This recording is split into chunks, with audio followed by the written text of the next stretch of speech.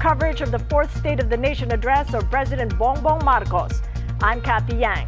As the president marks the midpoint of his six-year term, the fate of the Philippines stands at a critical juncture, buffeted by the confluence of persistent governance hurdles.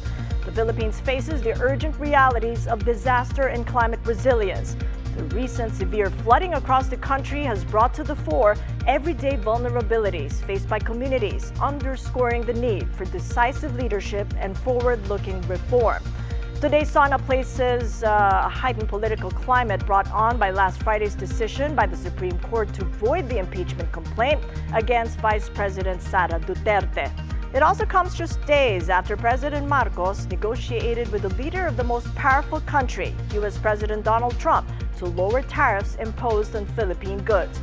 Join me in the next hour as we tackle the biggest issues facing the country, especially concerning our economy and fiscal soundness. We'll be speaking to experts who have been monitoring the latest developments and their effects. Krista Daniel Yu is an economist and professor at the De La Salle University. We'll also be speaking to Japhet Tantiangco, research manager of PhilStocks Financial. Later on, we'll have Diwa Ginigundo. He's the former deputy governor of the Bangko Sentral ng Pilipinas and is now the principal advisor of Global Source Partners. Throughout the day, our mobile journalists will also be reporting to us from key locations for today's State of the Nation address. First, let's go to the Batasang Pambansa, where the president will deliver his fourth SONA. For the latest, let's bring in mobile journalist Arles De Los Santos. Good morning, Arles. So how's the preparation in the area? Good morning, Kathy. We're here right now at the House of Representatives where strict security measures are being observed on the entire vicinity of the HOR. There are different measures that are being observed, such as the strict implementation of X-ray scannings of all the bags and, of course, other belongings of the staff.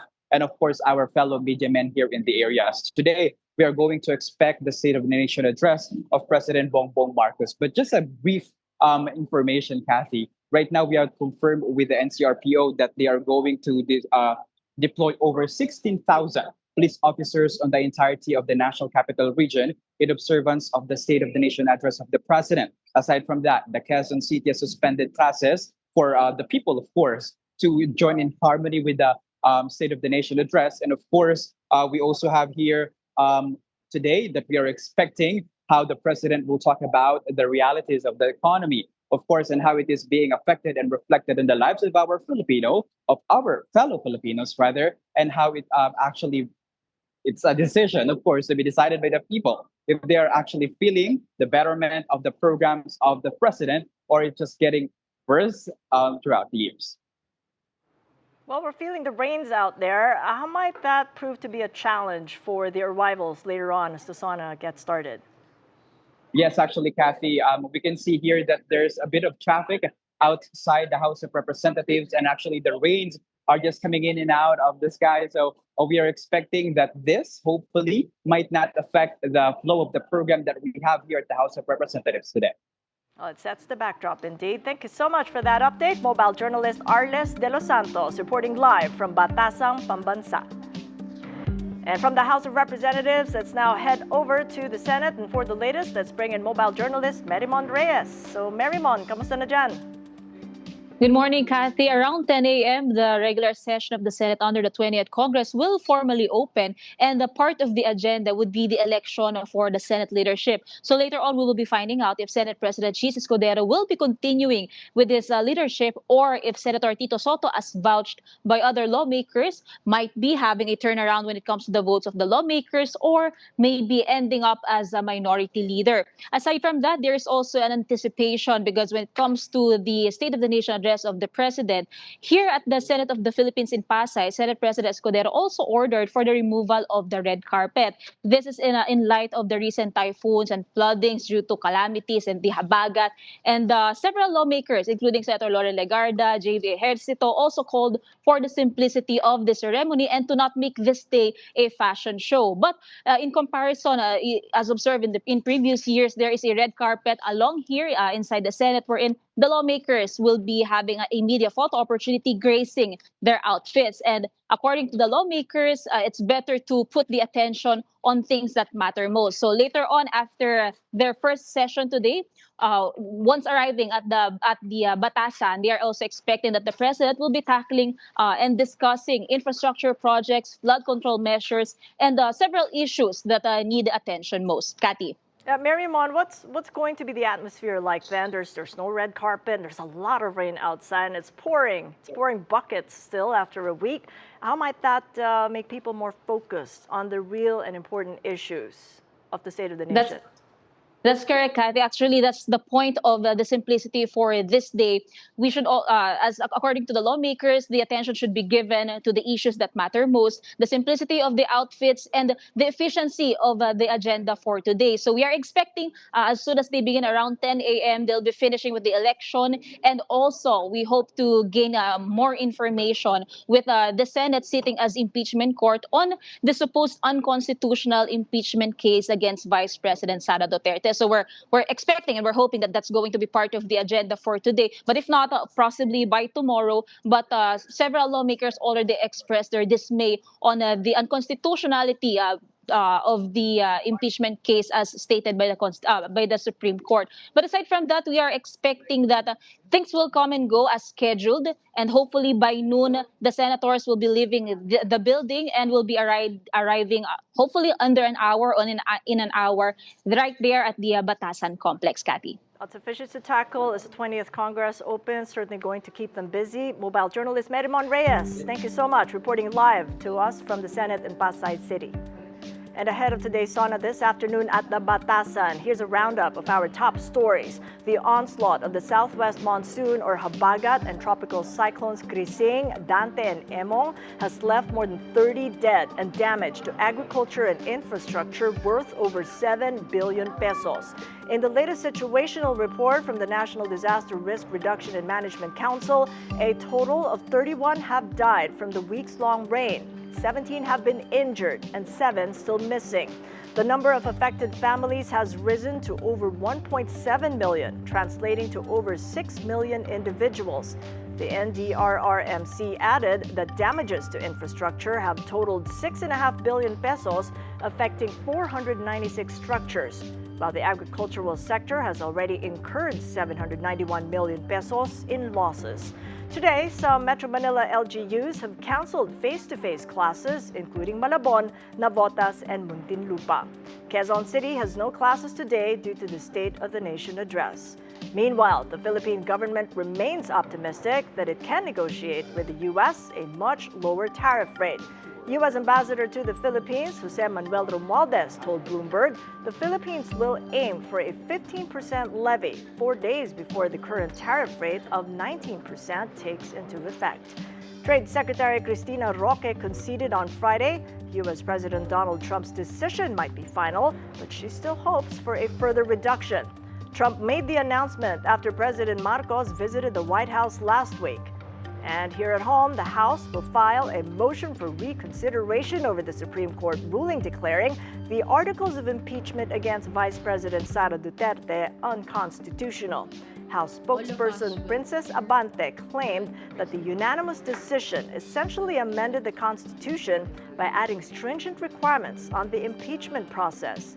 The High Tribunal ruled that the articles of impeachment broke the one-year ban under the Constitution and violated Duterte's right to due process. The justices, however, underscored that they are not absolving the vice president of the charges against her. Former Associate Justice Adolfo Azcuna called the 97-page decision legally correct, but rather unfair for giving a new definition to what constitutes initiation of an impeachment complaint. While former Chief Justice Artemio Panganiban said that instead of issuing a rush decision, the Supreme Court could have called for oral arguments on this monumental case. The Vice President won't watch the State of the Nation address because, in her view, it's a waste of mobile data. Speaking before supporters in Seoul, Duterte said the President gets her triggered to the point of wanting to break her phone. This is the second year that Duterte will skip the annual address. Last year, she declared herself as the designated survivor and justifying her absence, a term used in the U.S. for a cabinet member who must sit out the president's address to ensure continuity of leadership if something were to happen to the chief executive and his successor. As President Marcos enters his fourth year in office, Duterte said the Philippines needs a government that is more felt. Yan yung kailangan natin ipaintindi sa mga tao na magsi-State of the Nation address. Yung mga kasamahan niya doon, magpapalakpakan sa lahat ng sinasabi niya na hindi naman natin nararamdaman doon sa ating mga barangay, doon sa ating mga tahanan. Kasi kahit ano ba man ang sabihin nila, yung mga picture nila, yung mga numbers nila, mga sulat nila, hindi natin nakikita sa ating mga komunidad. Kailangan natin ng mas maayos na pamamahala sa ating bayan. We deserve better.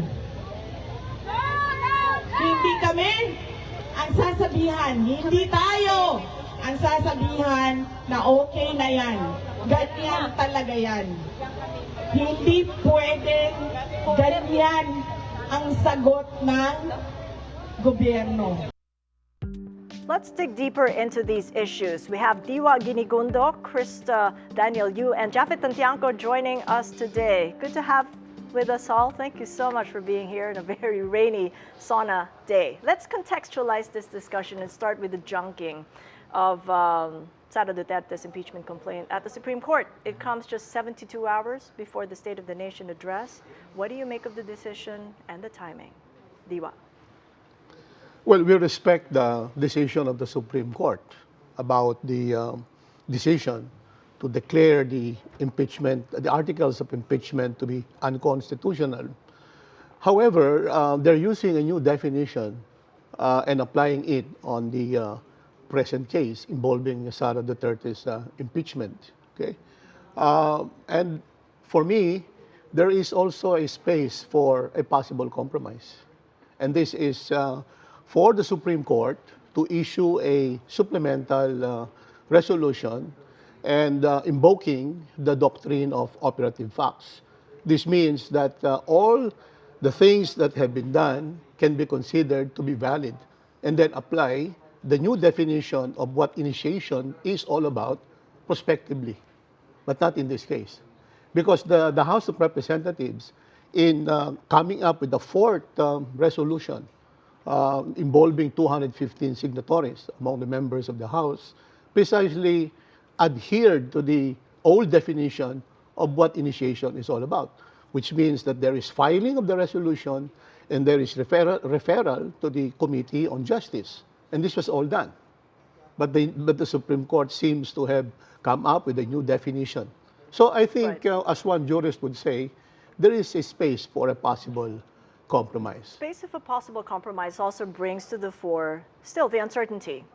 Yes. We hadn't really gotten over that. And when you look at what investors really want from us is certainty. Yes. As an economist, Krista, where are we on that? I think we should be looking at the institutions in unity. Like while the Supreme Court did not absolve the Vice President, they are saying you can wait, okay?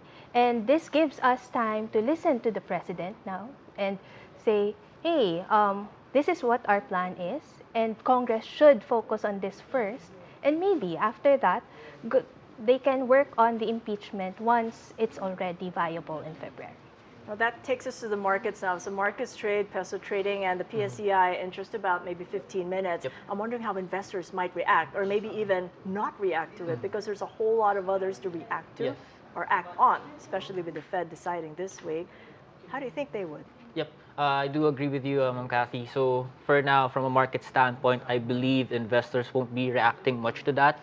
with respect to what happened to the impeachment trial of Vice President Sara Duterte. I believe they'll be focusing more on the president's upcoming State of the Nation address, as well as other developments this week, including the Federal Reserve's policy decision and its policy outlook. However, investors will still be watching out for this impeachment, for the developments of this impeachment trial.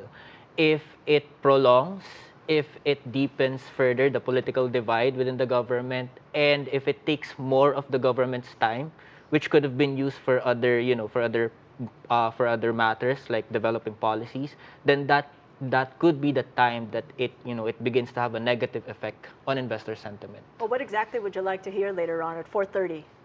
Well, with respect to the president's SONA, of course, in general, what investors would want to hear are policies that would keep inflation low, and at the same time reaccelerate economic growth. I believe the U.S.-Philippines trade relations will also come into play, given that the 19% tariffs is still deemed too high. Given the recent developments that we had in the Philippines, the weather conditions, I believe investors would also want to hear about infrastructure developments, especially flood control systems and other weather risk mitigating measures, because these storms, somehow they still have a negative effect on economic growth. There are also some industry-specific developments or policies that investors would like to hear. Like, for example, the hottest would be on online gaming. What are the regulations that the government plans? Konektadong Pinoy Bill for the digital infrastructure. And of course, we also need to hear about, agriculture, in particular food security, and how to strengthen the manufacturing sector in light of the global trade frictions that we are experiencing right now. That's a whole laundry list Yes. there. What about you, Krista? What would you like to hear? I'd like to hear more about the industries that we're going to be developing in the country. I'd want to hear more about mining, electric vehicles, the semiconductor industry, more on the services sector of that aspect of that industry. And I'd also want to look into education and the social programs that the government has. So these all go towards helping us grow as an economy. Diwa, it's going to be a big elephant in the room if he doesn't make a mention of the impeachment case, but what would you want to hear? All of the above, but I'd like a focus, no? A focus on how to bring out the Philippines out of the low middle income track. So you see, since 1987, we have been in that category. So 38 years had passed, and we're still in it. Malaysia, Indonesia, and even Vietnam have already overtaken us. I would like the president to provide us with a very clear blueprint on how to bring this about. We have been waiting for the last 38 years, and we have yet to see concrete action on how to do that. I'll challenge you Second is, further. of course, Yeah. innovation. Okay? Innovation in all economic sectors, agriculture, services, and even industries. Without innovation, it is very important. It is impossible to effect, preventing any productivity drugs and allowing us to reap greater productivity in all the three sectors. Krista was talking about human capital. I think that is very, very important. Human capital is very important in all the three economic sectors, especially in view of the recent finding of PISA, that Filipino senior high school students ranked lowest in science, math, and reading. Question is, what kind of leaders and business managers are we going to have 10 to 20 years from now? So I think the president should focus on human capital development. We have a literacy poverty of 90%. And that's a tall order. As we do self-rated poverty, hunger, these are 55%. metrics. Exactly. So what will a higher middle income economy mean for those who are in the poor category? It means more of them will graduate into the middle income category. That means they have more jobs, they have more sources of income, they will be able to take advantage of opportunities for education and public health. And that means there is less social drug in the economy. And that's good for everyone. I just realized I jumped 2 spaces there, higher middle income. We were just talking upper middle income. But we will discuss the complexities of trade with Krista in the next, after this short break, just a deeper discussion on the negotiated tariffs imposed on Philippine goods. So keep it here on One News.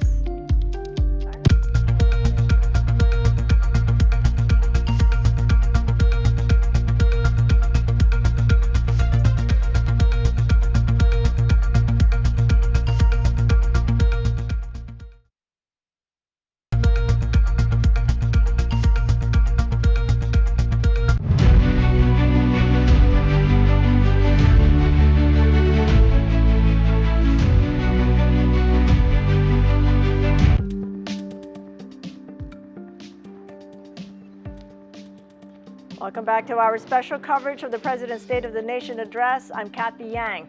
As August 1st is the effectivity of the U.S. tariffs, can the Philippines negotiate a much lower rate? Trump's recent deal suggests that the baseline tariff rate is 15%. That is what the European Union got this Sunday in what appears to be the most consequential agreement Trump has so far announced. The new rate is far lower than the previously one that he threatened, 30%, though it is a disappointment for some observers, as the bloc targeted a zero-for-zero tariff deal. Japan also got a 15% duty, while both Indonesia and the Philippines walked away with 19%. But the spotlight now turns to China, which is facing an August 12th deadline to reach a tariff agreement with the U.S. Negotiators will meet Monday in Stockholm to extend a truce, keeping higher levies at bay. Without an extension, global supply chains could see tariff rates reaching over 100%. Teneo Managing Director Bob Herrera Lim told this program China is still the big whale in the house. The context always in the Philippines is how will the tariffs affect the manufacturing situation in the Philippines? And that's not an easy thing to do because what we still don't have is the tariff on China, right? If the tariffs on China come in measurably lower than what was given us, then the incentive for a manufacturer to move out of China declines. Now, if China goes 25, 30, 40%, then that dynamic changes. So actually, the big whale that everyone is waiting for is still China. And still with us, Krista Daniel Yu, economist and professor at the De La Salle University, Japhet Tantiangco, research manager at PhilStocks Financial Inc., and Diwa Ginigundo, former deputy governor of the Bangko Sentral ng Pilipinas. Let's take it from Krista's point of view. Our trade negotiators are still hoping for 15%. It seems to be the received agreed baseline right now with all the to and fro. How much of leverage do we have given the complexity or the lack thereof of our economy? I think our economy stands to improve a lot on complexity. Right now, we're 36th in the world in terms of trade complexity. And however, this is only because 64% of our exports is on semiconductors and electronics. So this is quite a different picture because it is a bit lopsided towards one big chunk of industry. So, yeah. Before we take a deeper dive into the complexity, let's iron out the intangibles, if you will, maybe food security. Yes. Because that might not be captured in the economic complexity index that you've prepared for us. How does that affect our ability then to thrive if we do consider the contribution to the economy of our other complexities? Okay, so what I prepared was actually a multidimensional economic complexity. So the rank 36 in the world is something that focuses on trade alone. So in the Philippines, I developed a multidimensional economic complexity index that accounts for several factors as shown on the screen. So we have here contribution to the economy, the multiplier effect, and food security, employment, product complexity, environmental impact, and gender equality, which are all concerns of the country. So by including food security into the mix, this allows us to include agricultural products Usually, if you want to prioritize complexity in the country, agricultural products will definitely be out of the picture. But if you include food security, you start to include pork products and the hog industry. So these And are Pinoys love their lechon and Yes. adobo, so we need it. Let's take a look at this graph now. When we compare ourselves with the ASEAN, it's a very stark picture.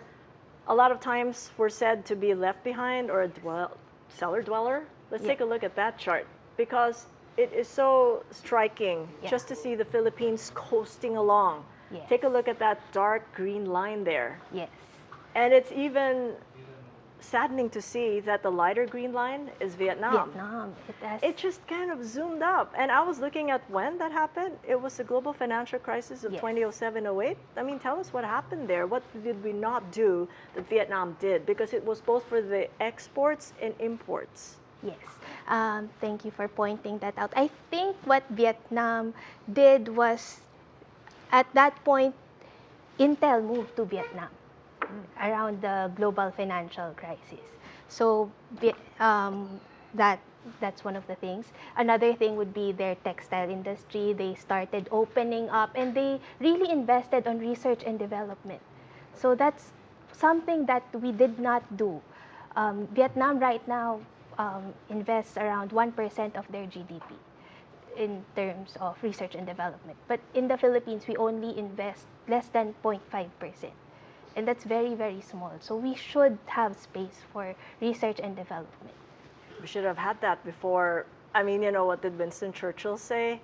Never waste a good crisis. Yes. The global financial crisis was a real pivot point. When we take a deeper look into the components of exports and imports, if you could just pull that up, we do see the integrated circuits Yes. as our number one import Yes.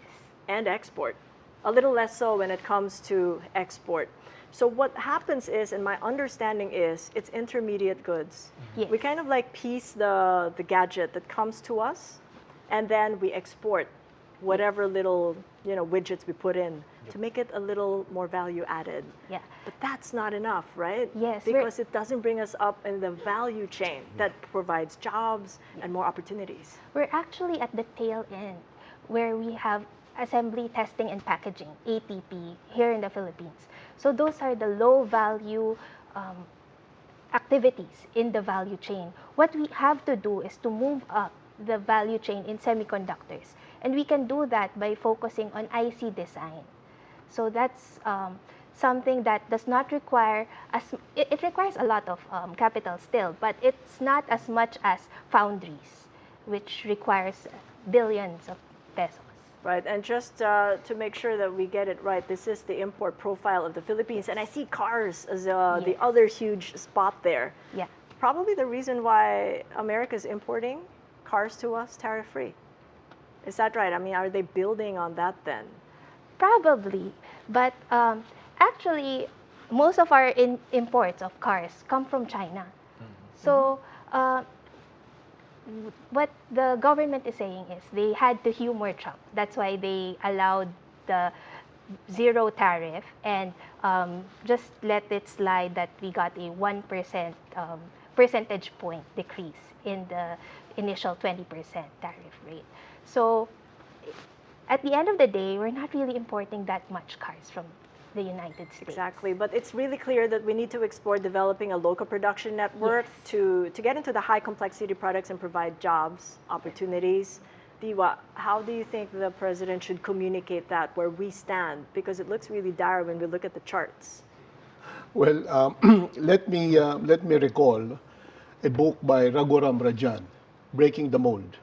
He used to be the economic counselor of the IMF, and he was talking about how to break out of the mold, and in our case, how to escape the low middle income trap. Okay, he was talking there about innovation, servicification of agriculture, services, and industry. Now, one of the ways by which he was saying we can escape the trap is precisely to move up to the higher value chain. So if we can develop and provide services we produce a lot of physicists and electrical engineers here who can do a lot of financial technology, who can do a lot of those data science and big data. If we can apply all of these AI things to agriculture, even the use of weather forecasts, etc., industry and services, we can then move up without having to develop our own heavy industries in the Philippines. So we would like to see precisely what I was saying earlier, the president talking about innovation. We have a National Innovation Council in the Philippines, but it's gathering dust at the NEDA, which is now the DepDev. Okay, I hope that National Innovation Council can be not really revived, but it can be strengthened, and activities actually intensified, so that more and more innovative things can be done in all of those economic sectors and allow us to move up to the higher value chain in the global economy. Yeah. Right. As we speak, it's 3 minutes as the 9:33 now. 3 minutes as the Philippine Stock Exchange is already trading. I'm not yet sure how it's doing, but how do you think the markets are going to trade for today?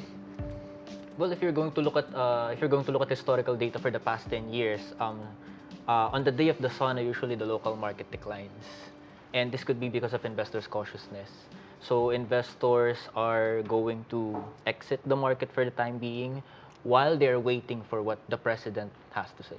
All right, well, let's take a look at the PSCI then. It is down. Oh my gosh, you got that right. Because you spoke, it's down now 0.1%. But after the break, I know that you prepared something for us, a bit of a historical backdrop on the movements of the PSCI and the peso. So we'll speak to our mobile journalists as well, live from Malacanang when we come back. Also, the situation outside the Batasan complex where President Marcos will deliver his State of the Nation address. Just stay with us.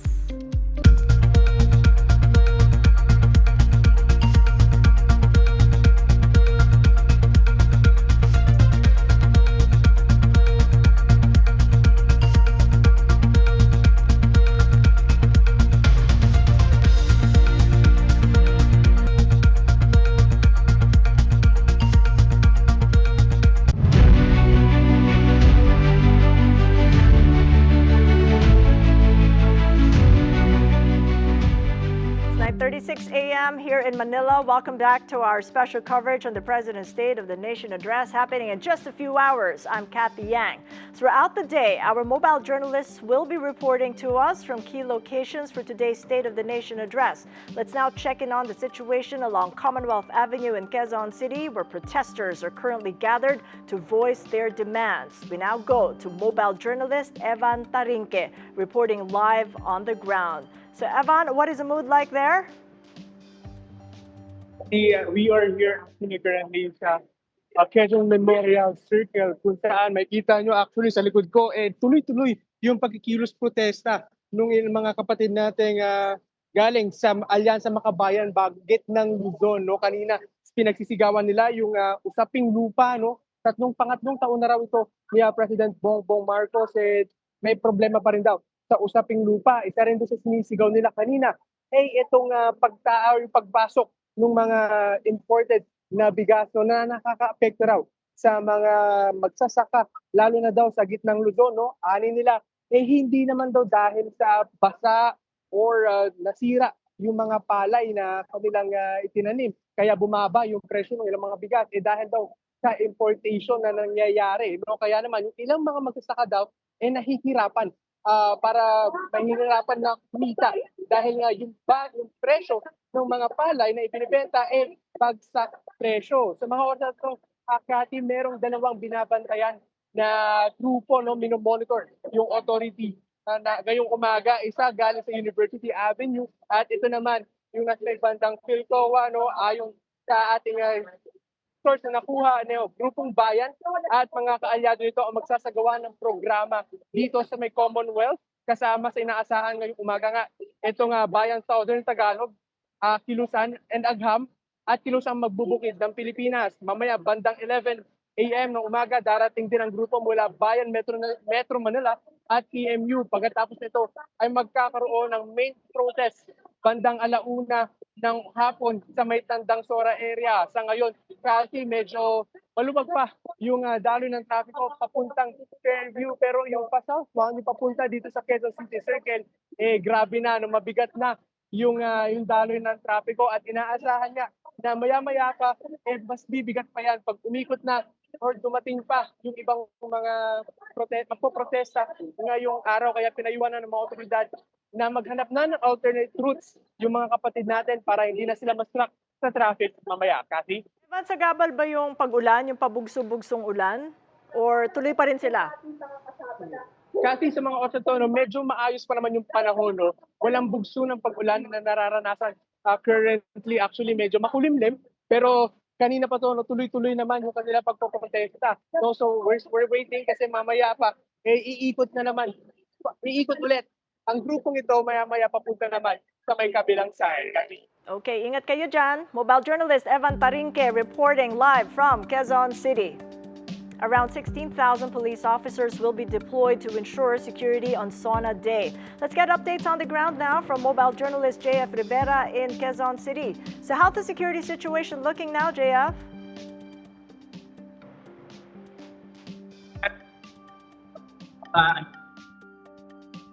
Yeah, 16,000 police na deployed dito ng Commonwealth sa may Establish connection, JF, soon as we get that going. But first, as concerns grow over the rise of online gambling platform, the Securities and Exchange Commission has raised red flags, not just over moral concerns, but also over economic risks. Here's what SEC Chair Attorney Francis Lim had to say in an interview on Top Beaters. We have to protect first our children from getting used to online gambling. Okay, we have to protect our the less fortunate members of society because the temptation is there to make good quick money, and we have to protect our overseas Filipino workers because again it's digital. It's so easy to play the games, no, and you know, and I'm not saying that these people, this bunch of persons cannot protect themselves, but as regulators, I think we have some moral, if not legal, obligation to protect them. So that's one of the items that is now occupying a big part of my thinking process. But there are listed online gambling operations. Yeah. And there is a move to restrict the illegal ones. Yeah. So where do you stand on that issue? Of course, illegal ones, we have to, no, not illegal gambling, you mean? Well, for example, we talk about e-wallets, right? If you open e-wallets, there are online games there, no? So it's a challenge for regulators what to do. Okay, I understand that the BSP has issued some draft, what do you call this, circular, no, for to be socialized. I think it's now being socialized. I think it's quite a departure from the original draft, because I was told before I joined the SEC that the original draft completely banned these online gambling apps, no, in an e-wallet. But now I think there's some shift of direction, no? And I think that's one thing that we regulators have to discuss, no? What to do with them. No? Of course, it's not also good to totally ban them.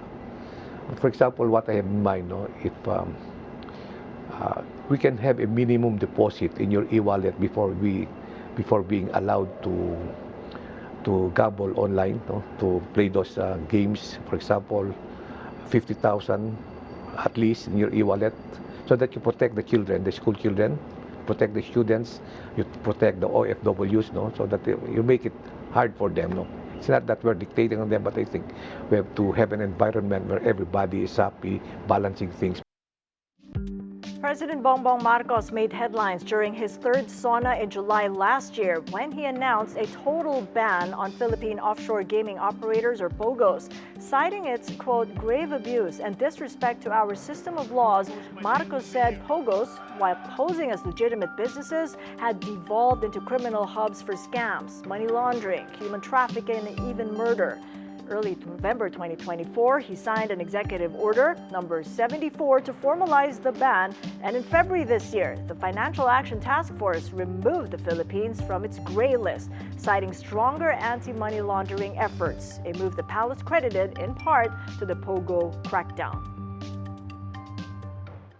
Today, all POGOs are banned.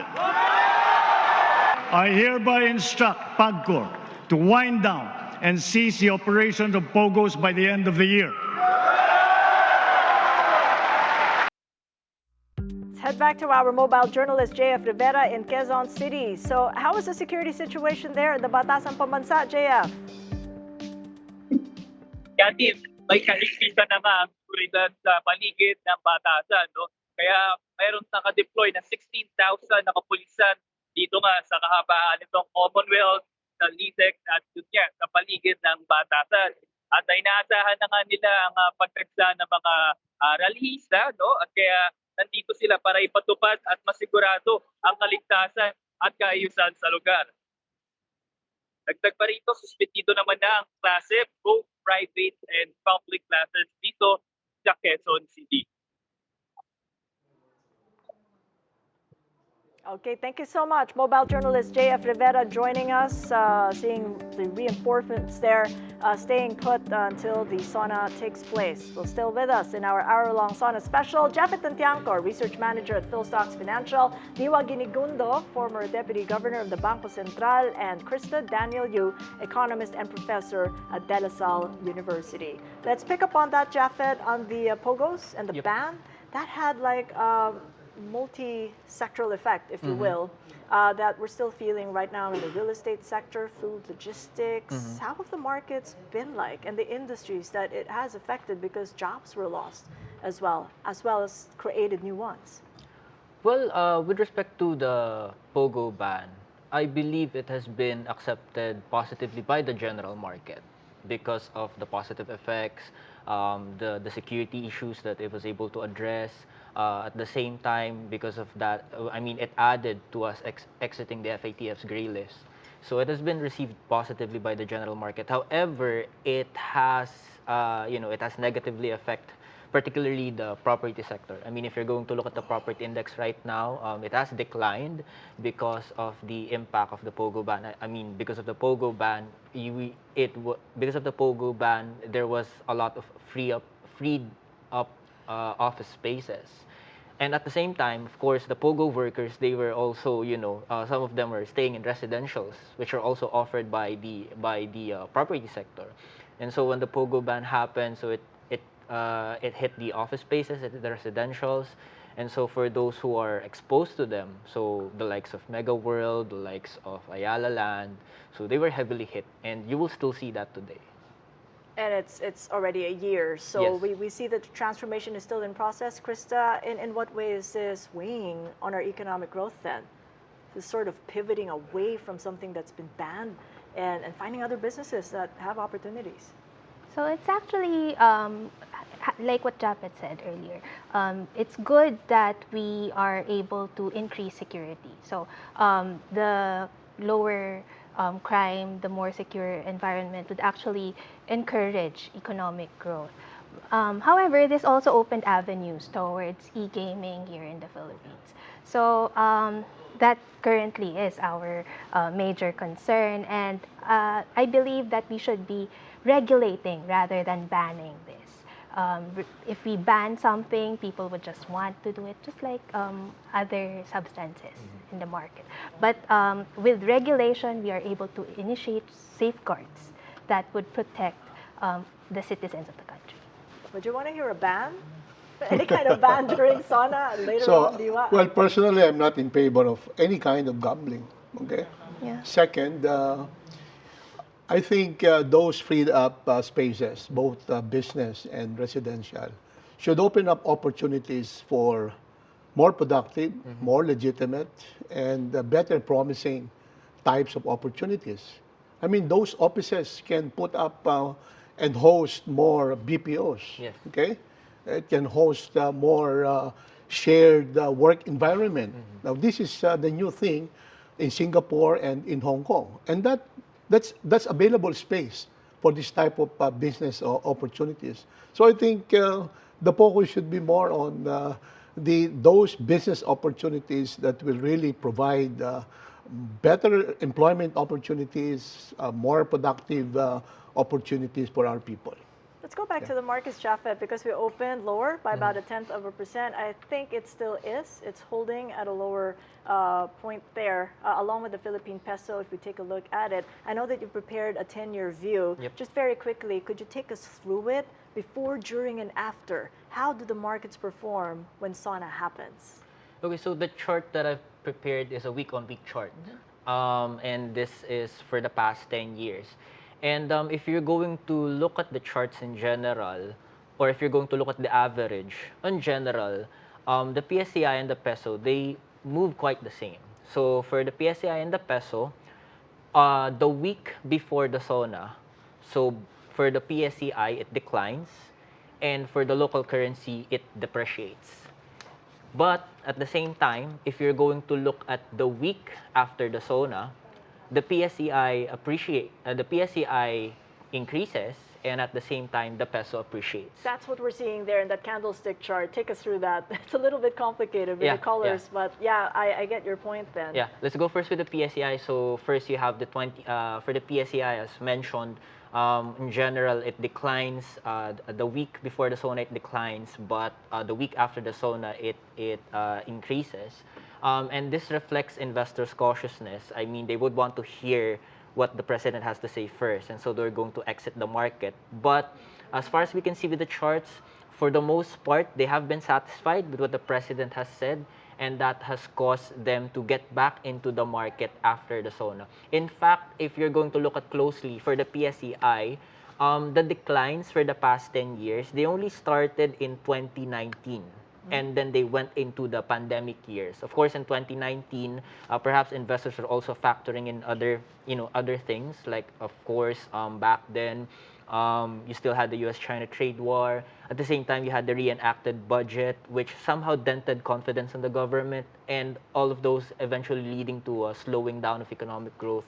And then finally, in 2020 onwards, of course, you had the pandemic, which also caused the market to decline before the SONA. Yeah, look at that huge drop there. I mean, we were looking at that, and yeah, that should be the pandemic. I don't need to read the numbers and the, the notations. What about the Philippine peso? Has it exhibited the same kind of behavior before, during, and after SONA? The peso is quite different. The peso is quite different in terms of the movements within those years. It's been more volatile.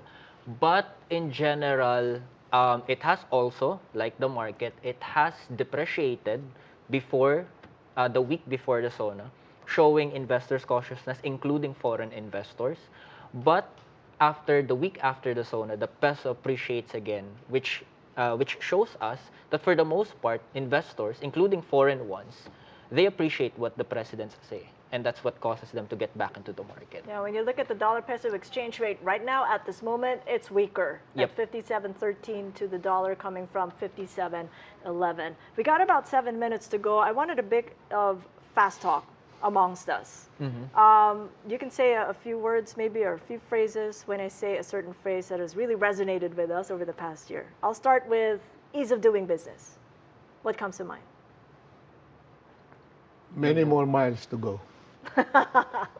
Okay, so if I exactly the point, because when I speak with foreign chambers, I mean, this is really their complaint. I mean, we got to do a lot better in making it easier to do business. I mean, we're friendly folks, but then it's more difficult. And it shows in the ease of doing business index. It barely moved over the years. Right. Let me get one in. Konektadong Pinoy. Jafet, you made a mention of that. Yes, Krista. So I think Konektadong Pinoy should be cautiously approved because you know it's an oligopoly for a reason. It's a highly capital intensive market, and you don't want people to, well, of course the owners of the infrastructure would want them to use them exclusively. If there's infrastructure sharing and people who do not have enough capital get into the market, how would they be able to service the barrios that they claim that they want to service?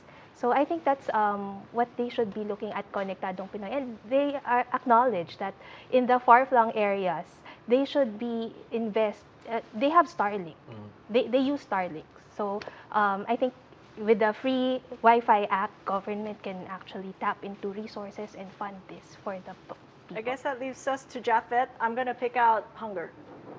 Hunger. Well, the food. The first thing that comes to mind is food security. I mean, to address hunger, we really need, we really need to strengthen our agricultural sector in order to, in order to boost food security within the country. Unfortunately, the problem with our agricultural sector right now is we are still heavily dependent on imports. And with the global trade frictions that we are seeing right now, the rising global trade frictions, I believe, it further drives down the need that we should really be establishing that food security, food abundance in the country in order for us to solve the issue of hunger. All right, so much work to do for our president who's got 3 more years of a legacy to create. Thank you so much for joining us. It's been a lovely and very insightful panel. Diwa, Krista, and Japhet. Much appreciated. Thank you very much.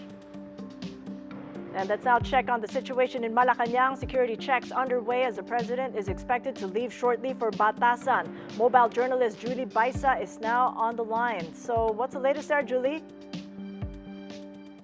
Kathy, the palace is now ready for President Ferdinand Marcos Jr.'s fourth State of the Nation address. Last night, PBBM released a video showing his preparations for his report to the nation. He was joined by several officials from the Presidential Communications Office. PCO said this morning that his speech would last for over an hour. PBBM's schedule has been pretty tight as he works on his SONA speech. He had just wrapped up his official visit to the United States. On Wednesday, Marcos told members of the media that he would make up for the 4 days loss in preparation because of the official trip. As for his speech, Marcos said that each one is a little different from the last because the state of the nation today is not the same as it was in previous years. PBBM added that we will be talking about the government social projects. He also mentioned that he would focus on the programs that they have initiated and will continue to promote and endorse until the end of his term. Kathy? Okay, thank you so much for that update, mobile journalist Julie Baisa. And a documentary of the travails of Filipino station in the contested waters of the West Philippine Sea has finally gotten a premiere here at home. External pressure forced the board of a film festival to pull out of the film in March. And after its victory in New Zealand, director Baby Ruth Villarama said the fear of self-censorship is still standing in the way.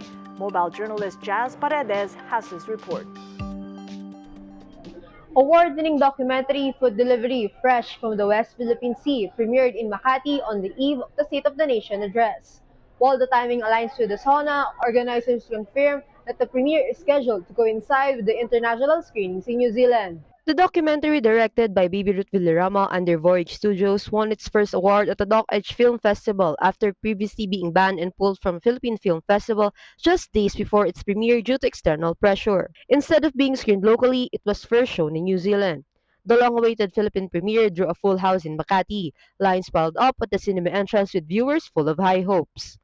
I was really inspired by how the creators of this film were continuously fighting for it to be released. So that's why I wanted to come here to support. And similarly, I'm looking forward to seeing some of the on-the-ground realities about issues. The documentary centers on Filipino fishermen, the Coast Guard and Navy operations around the Scarborough Shoal, a storytelling that documents the arduous naval expeditions known as RORE, rotation and reprovision missions, and the quiet heroism of Filipino fishermen at the front lines of sovereignty. Sure, food delivery ay tungkol talaga sa story ng mga mangingisda na yung hanap buhay nila at kung gaano kaganda yung traditional fishing nila, which is yung simbada. Tungkol din ito sa mga coast guards natin at ang mga sundalo na na-assign sa mga isla sa West Philippine Sea. So, kung aalisan nila yung isla na yun, ay malamang pagbalik nila ay iba na ang may-ari.